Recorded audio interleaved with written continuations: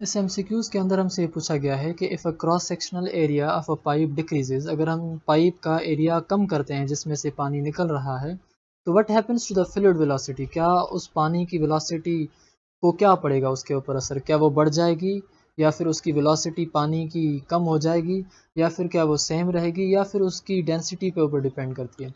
آپ ایک سمپل سا مثال لیں، جب آپ کسی پائپ میں سے پانی نکل رہا ہے اور آپ نے اس کو ہاتھ سے زور دیا یا اس کے اوپر آپ نے لات رکھی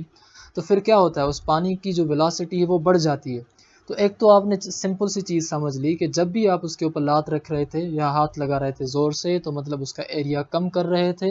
اور جیسے اس کا کراس سیکشنل ایریا کم ہو رہا تھا تو پھر اس کی ویلوسٹی بڑھ رہی تھی۔ تو اس حساب سے وہ اپنے فلو ریٹ کو برقرار یعنی کہ کانسٹنٹ رکھ پا رہا تھا مگر ویلوسٹی کو بڑھانے کے ساتھ۔ تو یہاں جو آپشن اس کا صحیح ہے وہ یہ ہے کہ اس کی جو فلوئڈ ویلوسٹی وہ انکریز ہوگی، مگر وہ کیسے یا پھر کس فارمولے کے تحت؟ دیکھیں کہ as the liquid passes through a small cross sectional area of a nozzle, یہ اگر آپ دیکھیں آپ کے پاس اسپرے ہوتی ہے یا یہ وہ کام کرتی ہے، اس کو ہم کہتے ہیں ایٹومائزر۔ تو جیسے ہی آپ کی اسپرے اس اسمال ایریا میں سے گزرتی ہے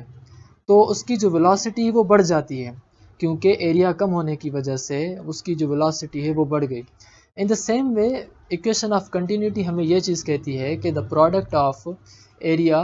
into velocity describes that the area is inversely proportional to the velocity, یا پھر ہم ایسے کہیں کہ جو ویلوسٹی ہے فلوئڈ کی وہ انورسلی پروپورشنل ہے ایریا آف دا فلوئڈ کے، اور اس کے اوپر جو فارمولا ہے وہ A.V ہے۔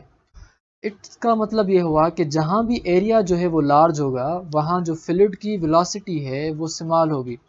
یہاں جہاں پہ جو ایریا ہے وہ سمال ہوگا یا کم ہوگا وہاں پہ جو ویلوسٹی ہے وہ لارج ہوگی۔ تو ہمارا جو آپشن صحیح ہے وہ یہ ہے کہ اس کی جو ویلوسٹی ہے وہ انکریز ہوگی کیونکہ اس کا ایریا کم ہو رہا ہے۔